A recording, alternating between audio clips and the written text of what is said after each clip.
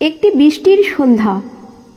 সুমনা বাড়ির আঙিনায় কালো নাইটি পরে বৃষ্টির পানিতে স্নান করছিল। তার শরীরের সৌন্দর্য যেন সেই নাইটিতে আরও ফুটে উঠেছিল। হঠাৎ করেই দরজার বেল বেজে উঠল। সুমনা দৌড়ে গিয়ে দরজা খুলতেই সামনে তার ভাসুর রবি দাঁড়িয়েছিল। রবির হাসিমাখা মুখ দেখে সুমনা একটু লজ্জিত হয়ে গেল। ভাসুর রবি ছিলেন 40 বছর বয়সী, এখনো অবিবাহিত। কাজের সূত্রে সে মাঝে মাঝে সুমনাদের বাড়িতে আসত। রবির ছিল খুবই সুন্দর চেহারা, আর সুমনার স্বামী সুভাষের সঙ্গে তার সম্পর্ক তখন কিছুটা টানাপোড়েনের মধ্যে ছিল। সুমনা তার স্বামীর কাছ থেকে খুশি চাইলেও সুভাষ তাকে সে খুশি দিতে পারছিল না। একদিন সুমনা তার স্বামীর জন্য নিজের ঘরটা সুন্দর করে সাজিয়েছিল, কিন্তু সুভাষ বাড়ি ফিরল না। তার বদলে সেই রাতে রবি সুমনার ঘরে ঢুকে পড়ল। সে বলল, তুমি এত সুন্দর করে ঘর সাজিয়েছ, এটা সত্যিই প্রশংসনীয়। রবি আরও বলল, তুমি তো জানো আমার বয়স হিসাবে আমি অনেক কিছুই জানি। এরপর সে সুমনাকে আলতো করে নিজের কাছে টেনে নিল। সেই রাতটি ছিল অত্যন্ত রোমাঞ্চকর। তারা একে অপরকে গভীরভাবে ভালোবাসার চেষ্টা করেছিল, রোমান্টিক মুহূর্তে পূর্ণ হয়ে। একদিন সুমনা যখন বাড়ির দরজা খুলল, তার সামনে তার স্বামী না, বরং তার ভাসুর রবি দাঁড়িয়েছিল। সুমনা লজ্জায় লাল হয়ে গেল। সে ভেবেছিল দরজায় তার স্বামী থাকবে, কিন্তু রবি তাকে অন্যরকম দৃষ্টিতে দেখছিল। সুমনা তার ঘরের দিকে যেতে চেয়েছিল, কিন্তু রবি তার হাত ধরে বলল, বৌরানী, কোথায় যাচ্ছ? আমি কিছুই দিতে চাই না। সুমনা বলল, ভাসুর, আপনি বসুন, আমি জলদি আসছি। সে তার ঘরে গিয়ে শাড়ি পরে বাইরে এলো। সুমনা রবিকে চা এবং পানি দিল, কিন্তু রবি তাকে খারাপ দৃষ্টিতে দেখছিল। রবি বলল, বৌরানী, আজ কি বিশেষ কিছু দিন?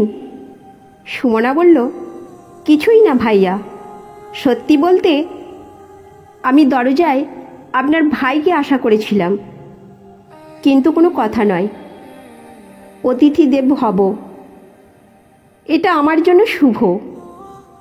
সুমনা তার স্বামীকে দেখলে খুবই রাগ হয়েছিল, কারণ সুভাষ তার কথা শুনে আসেননি।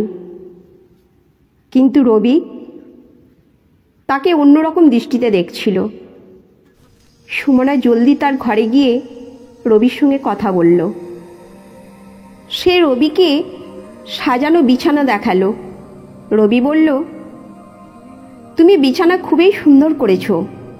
সুমনা বলল, ভাসুর, আমি আপনাকে শুধু সাজানো বিছানা দেখাচ্ছি না, আমি আপনাকে বলছি আমি আপনাকে কতটা অপছন্দ করি।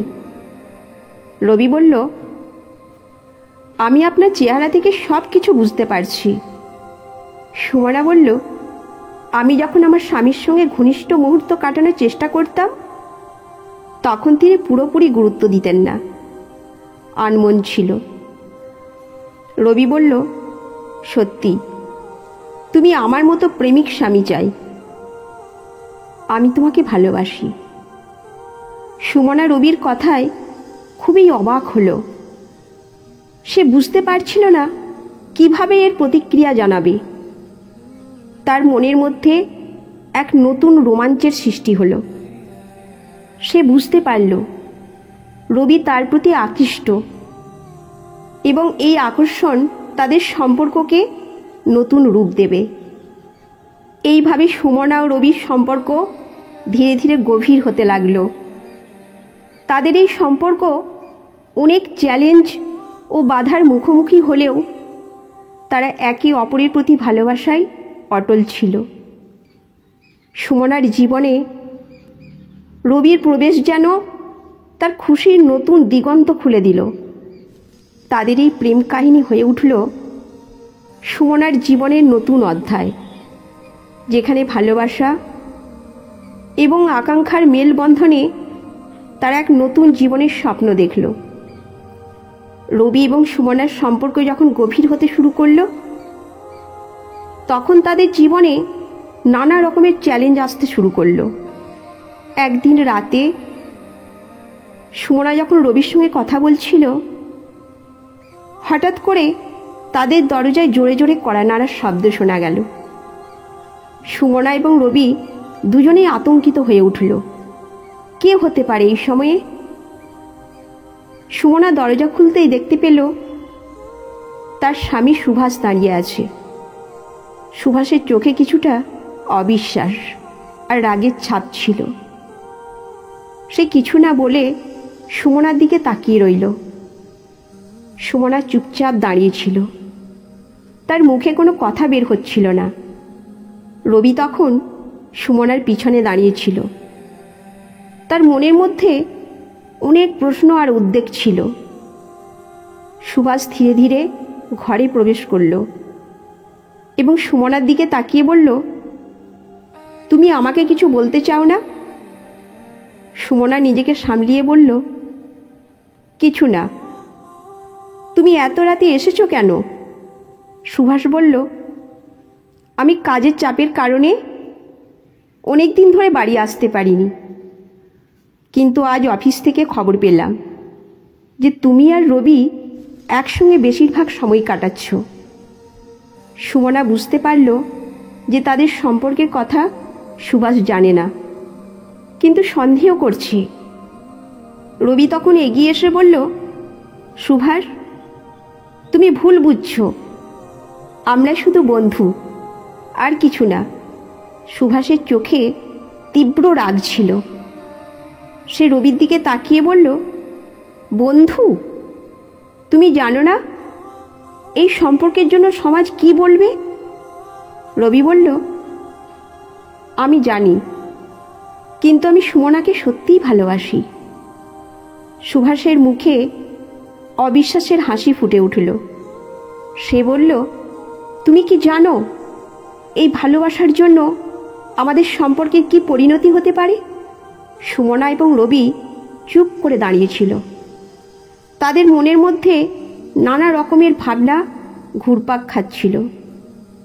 সুভাষ কিছুক্ষণ চুপ করে থাকার পর বলল, তোমরা যদি সত্যিই একে অপরকে ভালোবাসো, তবে তোমাদের সিদ্ধান্ত নিতেই হবে। সুমনা অবাক হয়ে বলল, তুমি কি বলতে চাও? সুভাষ বলল, তোমাদের সম্পর্কের জন্য আমাদের বিবাহিত জীবন ধ্বংস হয়ে যেতে পারে। আমি চাই তুমি তোমার ভালোবাসার প্রতি সৎ হও। যদি তুমি রবিকে ভালোবাসো, তবে আমাকে ছেড়ে দাও। সুমনার চোখে জল এসে গেল। সে বুঝতে পারল সুভাষ তার জন্য সব কিছু ছেড়ে দিতে প্রস্তুত। রবি সুমনার দিকে তাকিয়ে বলল, সুমনা, আমি তোমাকে ভালোবাসি, কিন্তু আমি তোমার জীবনে কোনো ঝামেলা আনতে চাই না। তুমি যদি সুভাষকে ভালোবাসো, তবে আমি চলে যাব। সুমনা দুজনের কথায় বিভ্রান্ত হয়ে গেল। সে বুঝতে পারছিল না কোন পথে যাবে। তার মনের মধ্যে ছিল এক গভীর টানাপোড়েন।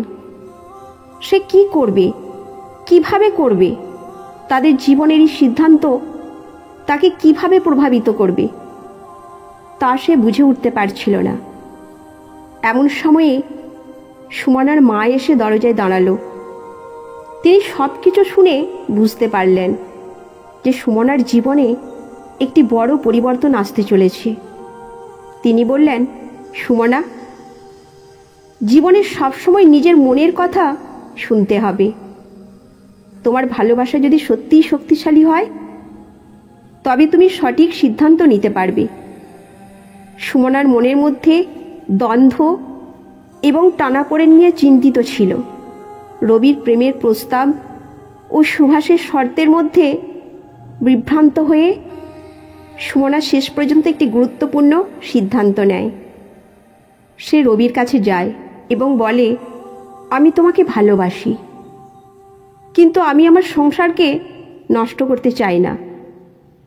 তুমি যদি সত্যিই আমাকে ভালোবাসো তবে তুমি আমাকে সময় দাও। আমি আমার সংসার ঠিক করে পরবর্তীতে তোমার সাথে কথা বলবো। রবি সুমনার এই সিদ্ধান্তকে সম্মান করে এবং সুমনার সংসারের পরিস্থিতি মেটানোর জন্য অপেক্ষা করার সিদ্ধান্ত নেয়।